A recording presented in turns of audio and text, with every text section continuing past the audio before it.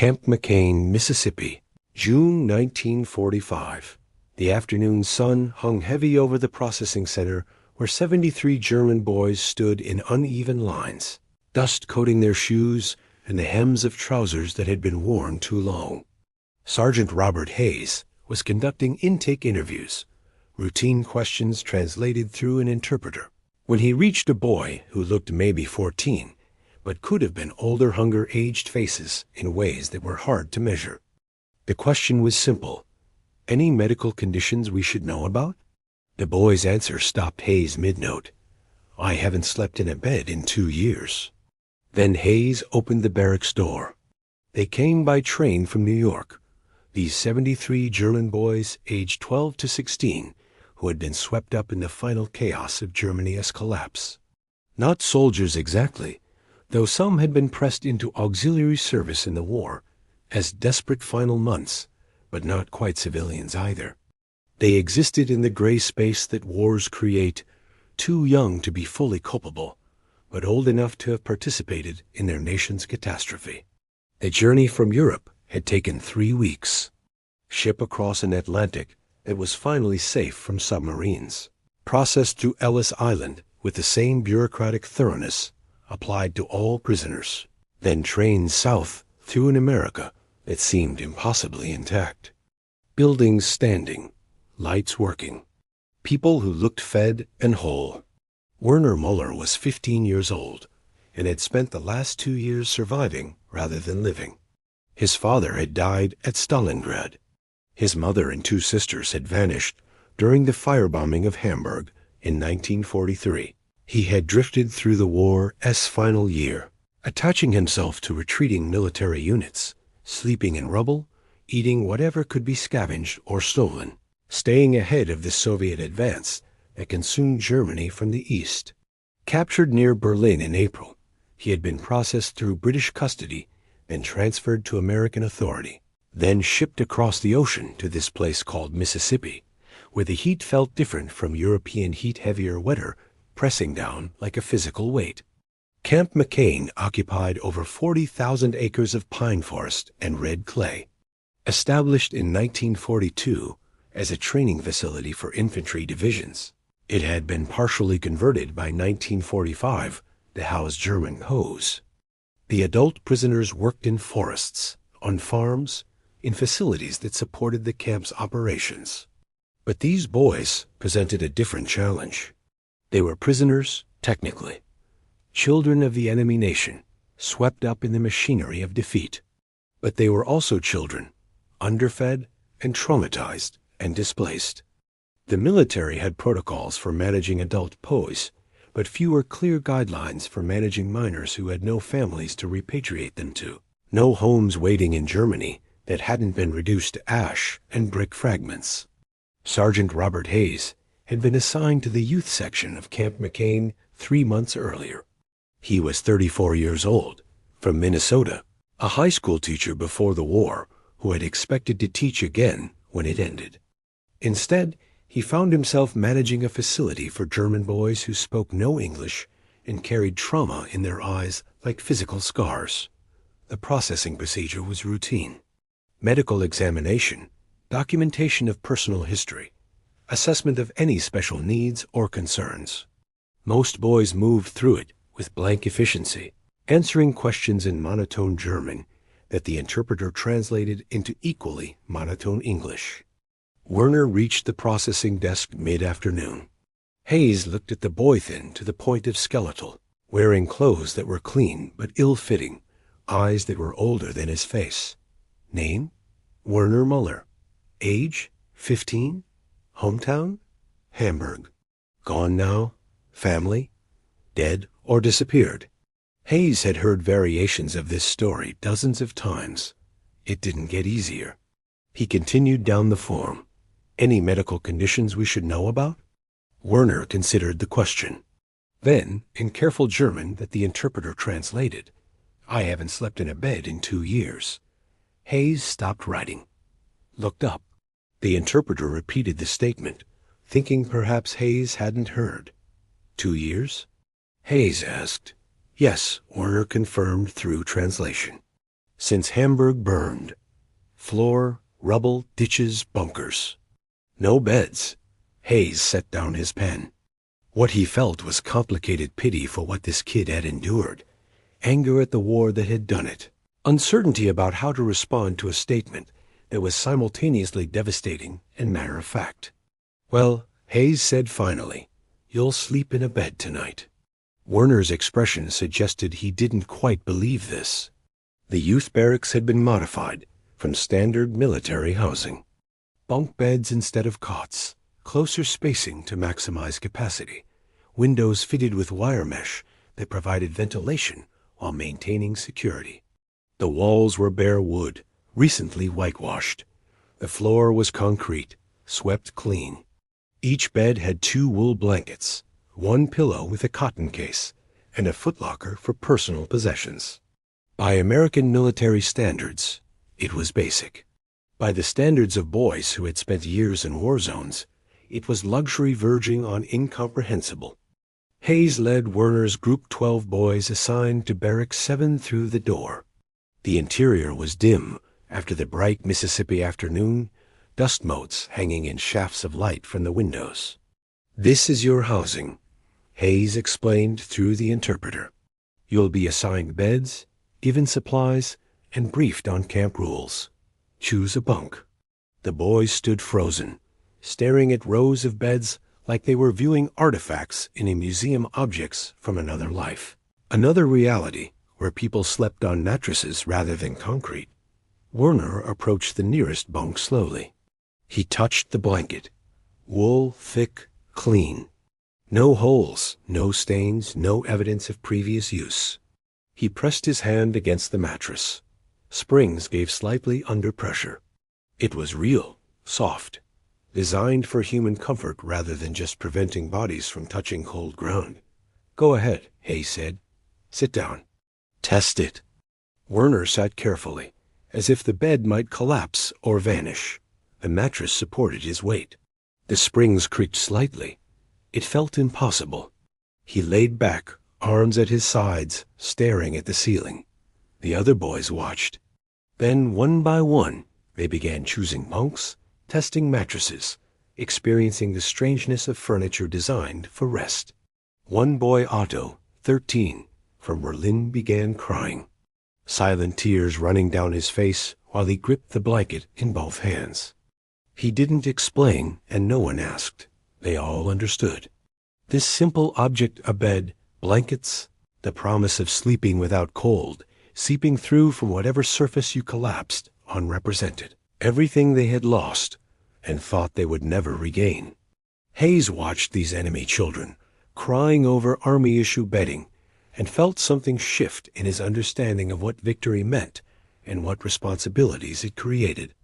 That first night, Werner laid in his assigned bunk and couldn't sleep. Not because the bed was uncomfortable. It was the most comfortable surface he had experienced in 2 years. But because comfort felt alien, suspicious, too good to trust. Around him, other boys rustled and shifted. Some slept immediately, exhausted bodies overriding mental resistance. Others lay awake like Werner, processing the disconnect between expectation and reality. The propaganda had been clear. Americans were enemies, occupiers, people who would starve and humiliate defeated Germans. Werner had been prepared for punishment, for deprivation, approximating what Germany had inflicted on others. Instead, beds, blankets, food that was bland but sufficient, guards who seemed more bored than cruel. He thought about Hamburg, the apartment where he had grown up, destroyed in firebombing. The bed he had slept in as a child, with its thick feather mattress his grandmother had made, burned to nothing in a single night of incendiary destruction. He thought about his mother and sisters, last seen running toward an air raid shelter that had taken a direct hit. He thought about the 2 years that followed sleeping in basements, in destroyed buildings, under bridges, in ditches, when there was nothing else. The American bed beneath him felt like mockery and grace in equal measure. Mockery because it revealed how far he had fallen. Grace because it suggested falling could be survived, that basic human dignity could be restored even to enemies. He finally fell asleep near dawn, his body making the decision his mind couldn't.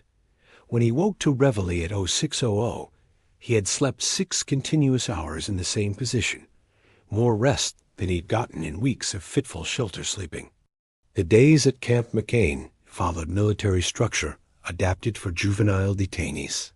Morning roll call, breakfast in the mess hall, work details that were educational rather than punitive, afternoon recreation time, dinner, evening study period, lights out at 2100. The work details included English language instruction, basic mathematics, vocational training in carpentry, and farming. The goal, never explicitly stated but obvious, was to prepare these boys for repatriation to a Germany that would need rebuilding and would need skilled workers to do it. Werner was assigned to the carpentry workshop. The instructor was Corporal James Mitchell, a 30-year-old from Tennessee who had learned woodworking from his grandfather and taught it with patient precision. Mitchell spoke no German. His students spoke no English. Communication happened through demonstration, gesture, and the universal language of showing someone how to properly hold a saw. On Werner's 3rd day, Mitchell was demonstrating dovetail joints. Werner watched, fascinated. Before the war, his father had been a furniture maker. Werner remembered being very young, watching his father work in the small shop attached to their apartment, the smell of wood shavings and varnish. Mitchell noticed Werner's particular attention. He handed the boy a piece of scrap wood and a handsaw. "Show me what you can do."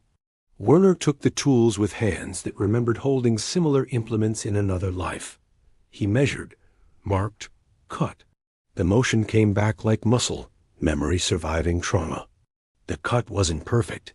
He was out of practice and working with unfamiliar tools, but it was competent. Mitchell examined the work, nodded approval. "Your father teach you this?" Werner didn't understand the English words, but he understood the tone and gesture. He nodded. "Yeah," he said. "Vader." Then, realizing Mitchell didn't speak German, "Father, carpenter." Mitchell smiled. "Mine too." He pointed at Werner, then at himself. "Same. We are the same." It was a small moment, barely worth noting in the vast machinery of post-war processing. But Werner felt something shift the first recognition that he and his captors might share more than their differences. That craft and skill transcended nationality. That a love of woodworking created connection across the gap of enmity. Over weeks, Werner began to change. Not traumatically trauma, didn't heal in neat timelines, but in increments, in the accumulation of small securities that created space for something beyond survival. He gained weight. The mess hall food was institutional and bland, but it was regular and sufficient. His body began remembering what adequate nutrition felt like, began rebuilding what hunger had stripped away. He slept every night in the same bed, with the same blankets, in the same space. No waking to bombing, no needing to relocate because the building was collapsing, no sleeping in shifts to watch for danger. Just sleep 6 to 8 hours nightly, the kind of deep rest that allowed brains to process trauma instead of just filing it away for later. He learned English. Slowly, frustratingly, but consistently. Corporal Mitchell taught woodworking terms: saw, hammer, nail, joint, grain, measure. Other guards taught other words. The boys taught each other, pooling vocabulary like rations. By August, Werner could construct simple sentences, could ask for things instead of just pointing, could express thoughts beyond immediate needs. And he worked with his hands. The carpentry workshop became his refuge. Mitchell had recognized Werner's talent and given him increasingly complex projects. By September, Werner was building furniture simple pieces, benches and tables, but functional and well-made. Each project felt like reclaiming something his father had taught him, like preserving a connection that Hamburg's destruction had tried to sever. One afternoon, Mitchell called Werner over to examine a rocking chair Werner had spent 3 weeks constructing. The proportions were right, the joints were sound, the finish was smooth. Mitchell sat in it, rocked gently, nodded approval. This is good work, professional quality. Your father would be proud. Werner understood enough English now to catch the meaning. He felt his throat tighten. Father is dead, he said in careful English. Mitchell stood, placed a hand on Werner's shoulder. But his teaching isn't dead. You carry it forward. That matters. Werner nodded, not trusting his voice.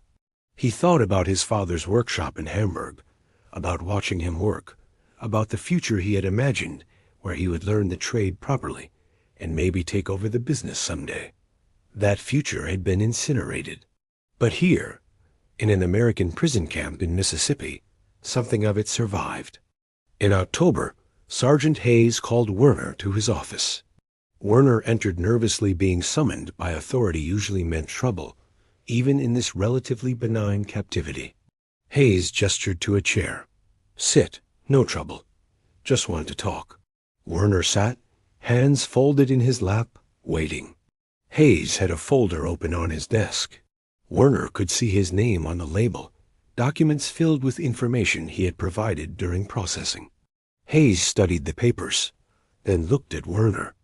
Repatriation is being organized, Hayes said slowly, speaking simply for Werner's English. You will go back to Germany soon, probably December. You understand? Werner understood. Yeah, I understand. Back to Germany. The question is, what will you do there? You have no family. Hamburg is destroyed. You're 15 years old. What's your plan? Werner had no plan. He had been surviving day to day for so long that planning felt impossible. Germany, rubble, chaos, no family, no home, no clear path forward.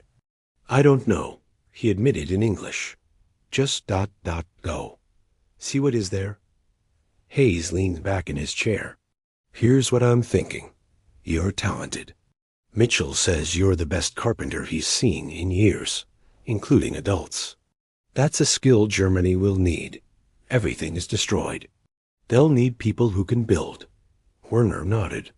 This was true but overwhelming. The scale of destruction, the magnitude of rebuilding, it was too large to contemplate. Hayes continued, before you go back, we can help you. More training, more practice. We can give you tools to take with you, proper carpenter's tools. We can provide documentation of your training here.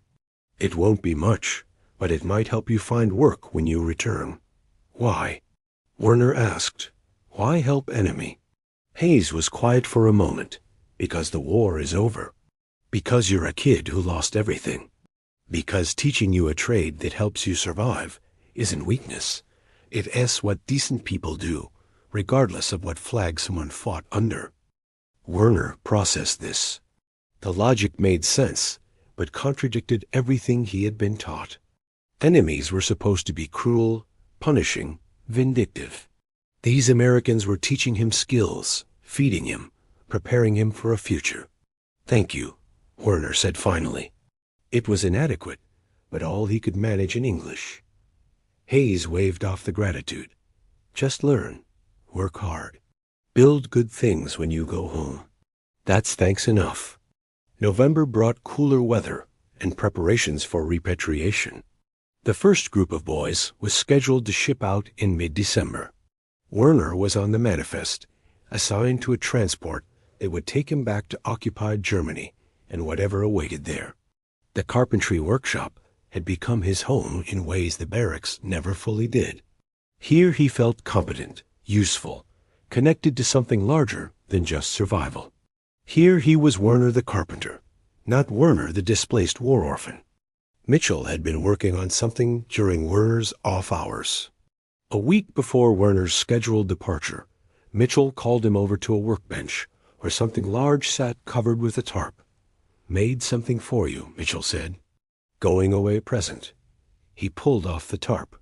Underneath, a wooden toolbox. Not just any toolbox, a masterpiece of carpentry.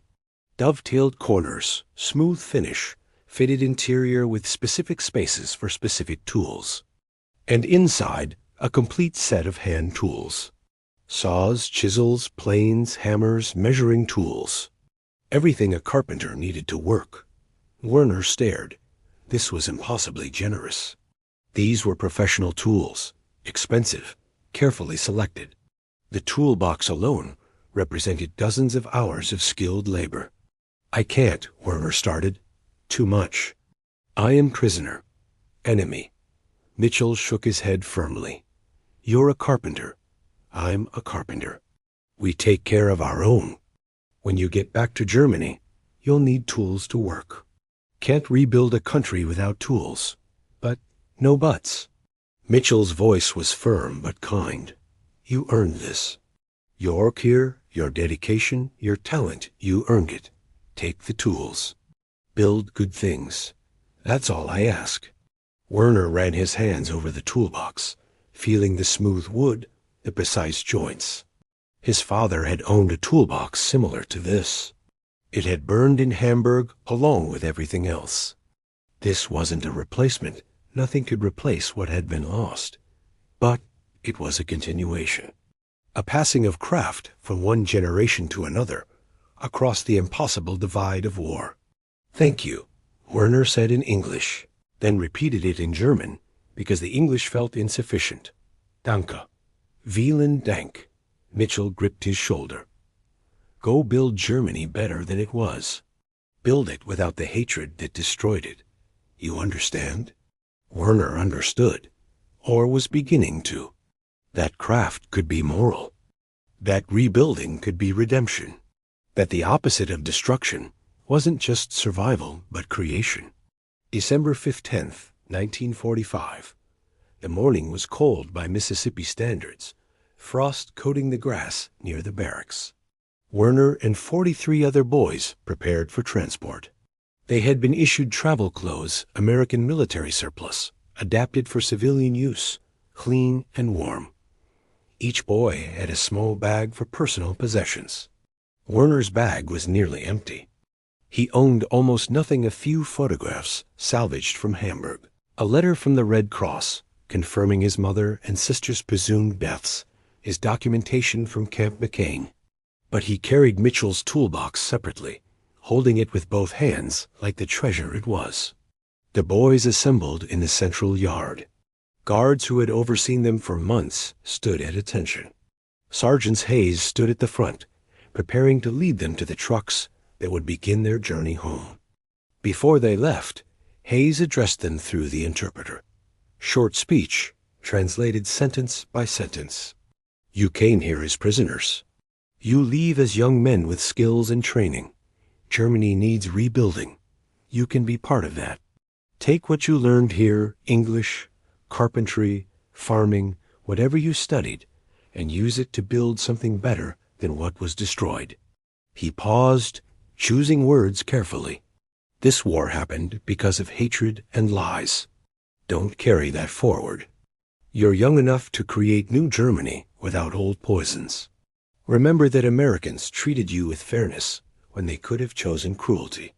Remember that enemies can become something else when the fighting stops. The interpreter translated. Some boys nodded. Others stared at the ground. All were processing complicated feelings about leaving captivity that had been unexpectedly humane, returning to a homeland that existed only as rubble and memory.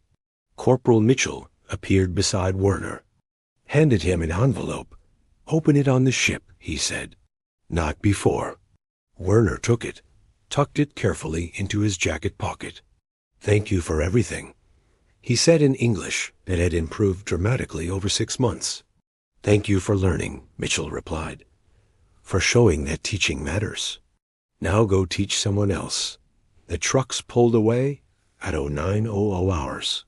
Werner sat in the back, toolbox on his lap, watching Camp McCain disappear into Mississippi pines.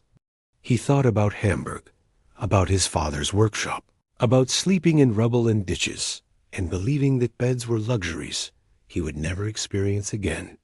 He thought about the American bed in Barracks 7, about Mitchell's workshop, about Sergeant Hayes treating enemy children with basic decency, because doing so was right rather than required. The war had taken everything. These Americans had given back not everything, that was impossible, but something.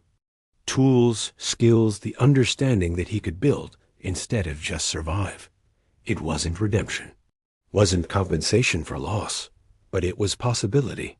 And for a 15-year-old who had spent 2 years without hope, possibility felt like grace. On the ship crossing the Atlantic, Werner remembered the envelope. He opened it carefully, found a letter written in simple English that he could now read with modest comprehension. Werner, by the time you read this, you'll be heading back to Germany. I want you to know something that's important. My father taught me carpentry. He was patient and skilled, and he believed that craft mattered, that building good things was how you contributed to the world. He died in 1938, before this war started, before everything went to hell.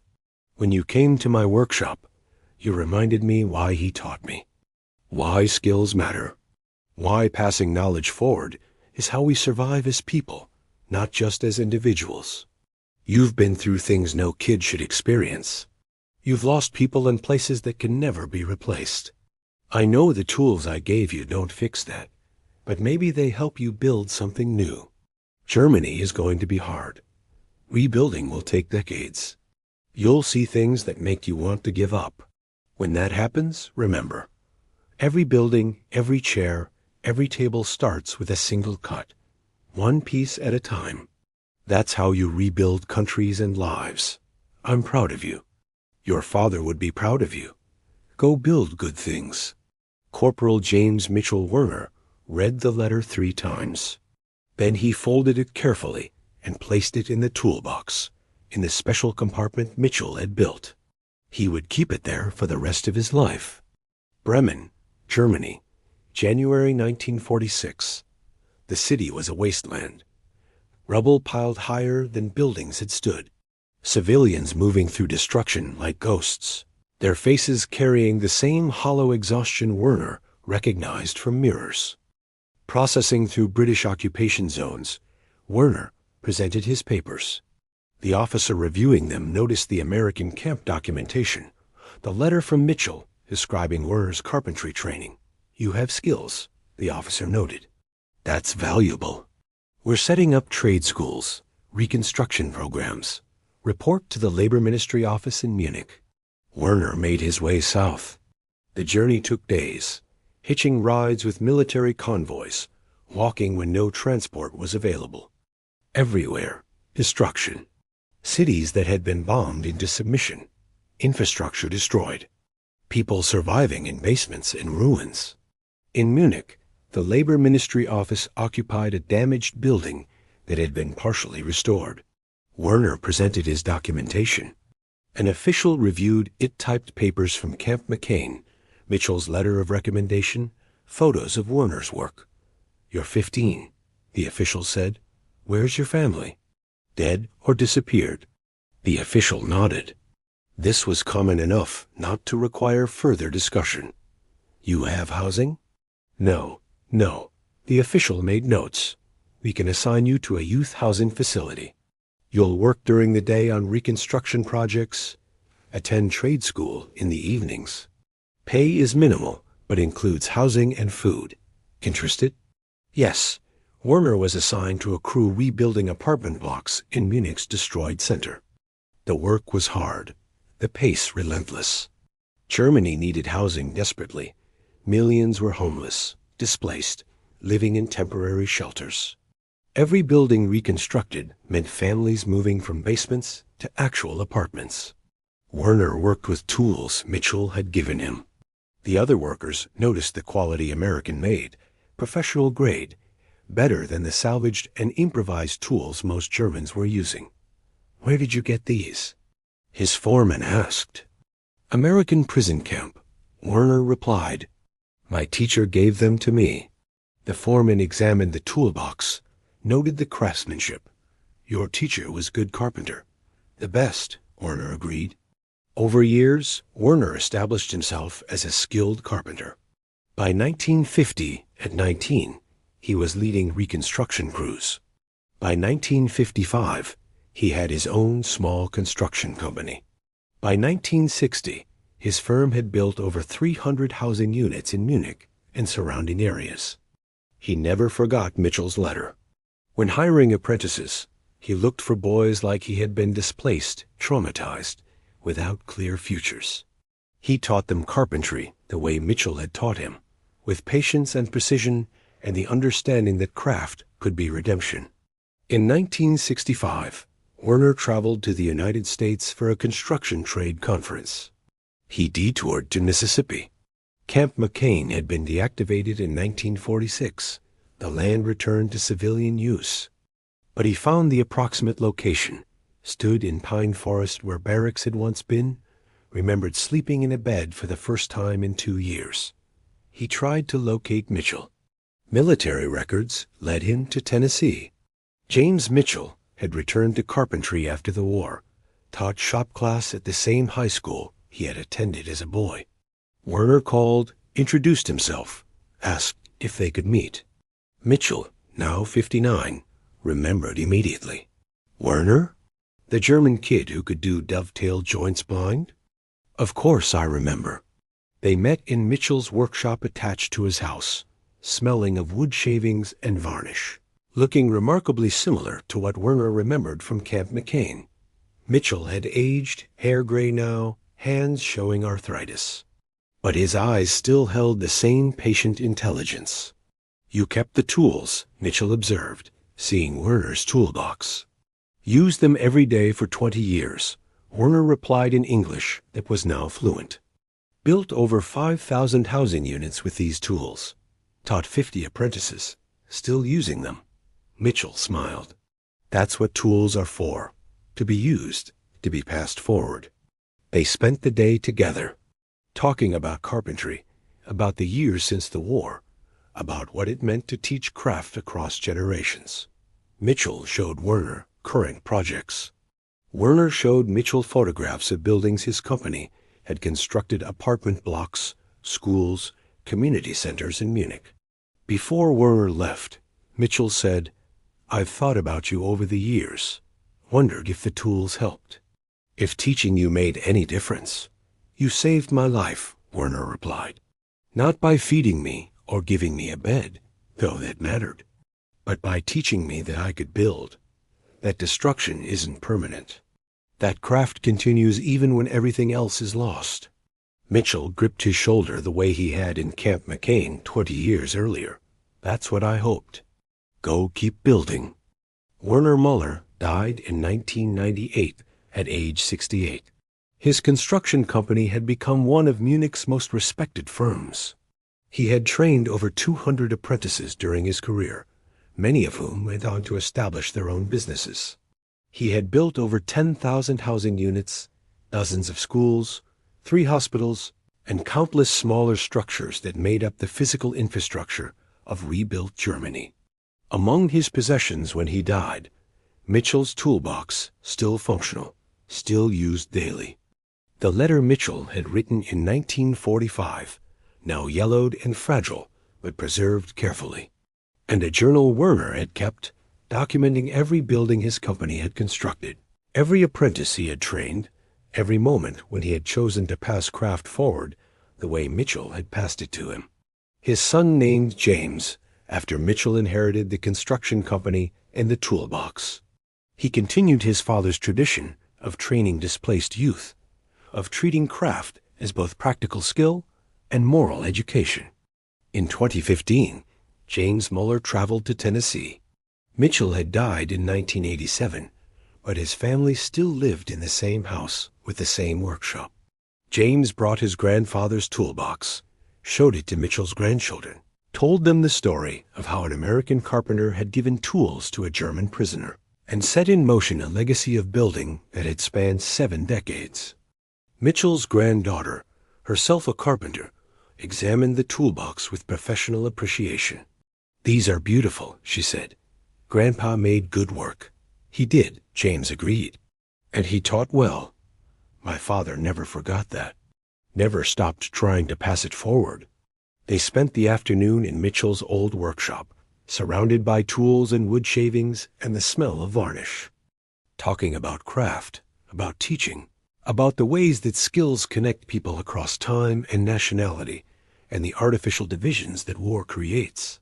The story of Werner Muller and James Mitchell became part of the historical record. Researchers studying post-war reconstruction cite it as an example of how individual acts of teaching and generosity contributed to Germany's recovery. Military historians reference it when discussing the long-term impacts of humane POW treatment. But the deeper meaning isn't in academic analysis. It's in the 10,000 housing units built with Mitchell's tools, in the 200 apprentices Werner trained, in the ongoing work of James Muller and his children, continuing the tradition of building and teaching. It's in the simple fact that a 15-year-old boy who had slept in a bed in 2 years was given not just a bed, but a future, was taught not just to survive, but to create, was shown that enemies could become teachers, that craft transcended nationality, that the opposite of destruction was the patient, skilled work of building something new. The barracks at Camp McCain are gone. The bed Werner slept in no longer exists. But the toolbox survives, functional after 70 years, still building, still teaching, still proving that the small acts of individual humans can echo across decades. Werner Muller arrived in Mississippi as a traumatized war orphan who hadn't slept in a bed in 2 years. He left as a carpenter with skills and tools and the understanding that he could build something from the ruins of everything he had lost. That transformation from destroyed child to skilled craftsman happened because one American sergeant saw an enemy kid and thought you'll sleep in a bed tonight, because one American corporal saw a talented student and gave him professional tools, because a system designed for punishment chose instead, occasionally, to educate. The war took Werner's family, his home, his childhood, 2 years of sleeping in beds. The Americans gave him back one of those things literally, and the others metaphorically, not the specific losses, but the possibility of building new versions, new futures, new meanings from the rubble of what had been destroyed. Sometimes the most powerful thing you can give someone isn't material wealth or complete restoration of what was lost. Sometimes it's just a bed, some tools, and the patient teaching that says, you can build from here. You have skills. You have worth. You have a future. Werner built that future, and in building it, proved that Mitchell's gift had been more than tools. It had been faith that a traumatized child could become a skilled craftsman, that an enemy could become a student, that the work of rebuilding was possible, even when everything seemed permanently broken. The bed in Barracks 7 was just a bed, but to a boy who hadn't slept in one for 2 years, it was the first evidence that normal life with comfort, security, dignity, still existed and could be reclaimed. And that evidence, that small restoration of basic human comfort, became the foundation for everything Werner built afterward. One building at a time, one apprentice at a time, one tool passed forward at a time.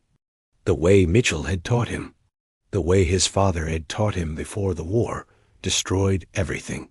The way craft survives across generations, nations, and even the catastrophes that try to erase it.